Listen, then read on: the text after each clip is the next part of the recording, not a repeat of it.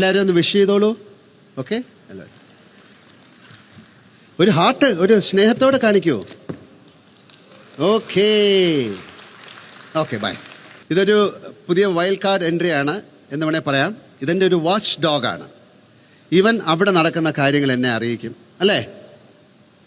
ആ, ഇവൻ ഇഷ്ടമുള്ളപ്പോൾ ഹൗസിൽ പ്രവേശിക്കും. ഇവൻ ഹൗസിൻ്റെ എവിടെയും പോകാം. ഇവൻ ഹൗസ് മേറ്റ്സിൻ്റെ സുഹൃത്തും ആകും. പക്ഷെ ചിലപ്പോൾ പണിയും കൊടുക്കും, ഇല്ലേ? ആ, എന്തായാലും ഇവന് നമ്മൾ ബിഗ് ബോസ് വീട്ടിലേക്ക് കയറുന്നതിന് മുമ്പ് ഇവന് നിങ്ങളൊരു പേരിടണം. അത് നിങ്ങൾ സജസ്റ്റ് ചെയ്യണം. ഓഗസ്റ്റ് 11 വരെ #NameTheRoboDog കൂടാതെ ഏഷ്യാനെറ്റിൻ്റെ ഫേസ്ബുക്ക്, ഇൻസ്റ്റാഗ്രാം പേജിലൂടെയും നല്ല ഒരു പേര് നിർദ്ദേശിക്കുക. അതിൽ നിന്നും എനിക്കിഷ്ടപ്പെട്ട പേര് ഇവന് വേണ്ടി ഞാൻ തിരഞ്ഞെടുക്കും, അല്ലേ? ആ, അപ്പോൾ അടുത്ത ആഴ്ച ഞാൻ വരുമ്പോൾ ആ പേര് നിങ്ങളെ അറിയിക്കും. ഈ രഹസ്യം വീട്ടിലുള്ളവർ അറിയണ്ട. നമുക്കൊരു ചെറിയ പണി കൂടിയുണ്ട്. ഒന്നുകൂടെ വീട്ടിലേക്ക് ഇവനെ കയറ്റി അയച്ചിട്ട് ഞാൻ അതൊക്കെ പറഞ്ഞുതരാം. എന്തായാലും നല്ല പേരിടുന്ന ഒരാൾക്ക് എൻ്റെ വക ഒരു സമ്മാനം ഉണ്ടാവും. ഹായ് കൂട്ടുകാരെ, എല്ലാവർക്കും പുതിയൊരു വീഡിയോയിലേക്ക് സ്വാഗതം. ബിഗ് ബോസിൻ്റെ ലാസ്റ്റ്, അതായത് ഒരാഴ്ചത്തെ ടാസ്ക് കഴിഞ്ഞ് ഇന്നലെ അതേക്കുറിച്ചുള്ള ചർച്ചയും കാര്യങ്ങളും എല്ലാം നടന്നു. ആരൊക്കെ എന്തൊക്കെ എന്നുള്ള തീരുമാനത്തിലെത്തുകയും പുതിയ ക്യാപ്റ്റൻസിയെ തിരഞ്ഞെടുക്കുകയും ഒക്കെ ചെയ്തു കഴിഞ്ഞല്ലോ.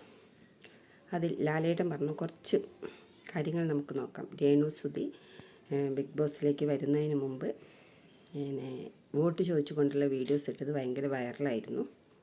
അപ്പോൾ രേണുസുതിയോട് അത് ചോദിക്കുമ്പോൾ രേണുസുതി പറയുന്നുണ്ട് അത് എൻ്റെ കസിൻ ചെയ്തതാണെന്ന്. ചിലപ്പം അറിയാഞ്ഞിട്ടായിരിക്കാം, എല്ലാവരും നിർബന്ധം പിടിച്ചപ്പോൾ അത് തെറ്റല്ല എന്ന് തോന്നിക്കൊണ്ട് ചെയ്തതായിരിക്കാം. ഒരു അറിവില്ലായ്മ ആയത് കണ്ടുകൊണ്ട് ലാലേട്ടൻ അത് ക്ഷമിച്ചിരിക്കുന്നു. പക്ഷേ ലാലേട്ടൻ രേണുസുതിയെ വലിച്ചു കീറി എന്നൊക്കെ പറയുന്നത് തെറ്റ് തന്നെയാണ്.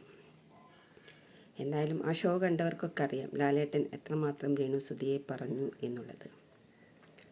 അപ്പം നമുക്ക് അതിൻ്റെ ചെറിയ ചെറിയ ഭാഗങ്ങളൊക്കെ കുറച്ചൊന്ന് കണ്ടു നോക്കാം. ഓക്കെ, വീട്ടിൽ പോണോ വീട്ടിൽ പോണെന്ന് പറയുന്ന കേട്ടല്ലോ. പറഞ്ഞു വെറുതെ പറയാണോ അതോ? അല്ല, ഹോസ്റ്റലിലൊന്നും അധികം അങ്ങനെ നിന്നിട്ടില്ലേ. ഹോസ്റ്റലിൽ പോലും അങ്ങനെ നിന്നിട്ടില്ലായിരുന്നു, ഇങ്ങനെ കണ്ടിന്യൂസ് ആയിട്ടൊന്നും. അപ്പൊ ആ ഒരു ഫീൽ ചെയ്ത്. അത് ശരി, അപ്പൊ അതിനാണോ ഇങ്ങോട്ട് വന്നത്? അല്ല, ഒരു ജോലി കിട്ടിയിട്ട് ലീവ് എടുക്കാൻ വേണ്ടി ഇരിക്കുകയായിരുന്നു എന്ന് പറഞ്ഞല്ലോ, ആണോ? ഇവിടെ വന്ന ഉടനെ പോണോ? അല്ല, പോണെങ്കിൽ ഞങ്ങൾ പറഞ്ഞയക്കാം, ഒരു കുഴപ്പമില്ല. പോണോ? അല്ല, അബദ്ധം പറ്റിയില്ലേ, അപ്പൊ അതൊരു ശിക്ഷ.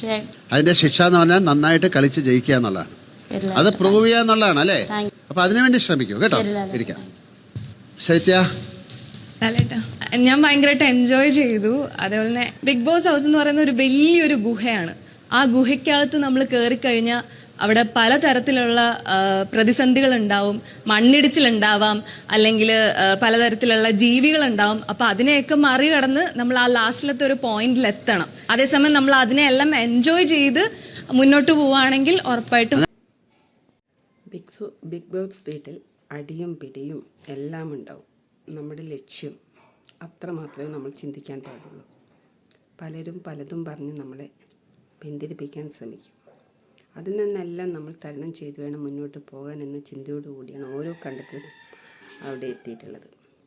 പക്ഷേ രേണുസുതി ഈ സോഷ്യൽ മീഡിയയിൽ ഒരുപാട് അപവാദങ്ങൾ കേട്ട ഒരു സ്ത്രീയാണ്. പക്ഷേ അതിനൊക്കെ ഒരു പരിധിയുണ്ട്.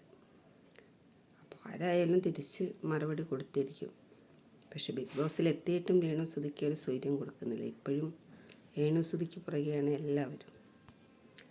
അവരെങ്ങനെയൊക്കെ ജീവിച്ച് പോയിക്കോട്ടെ.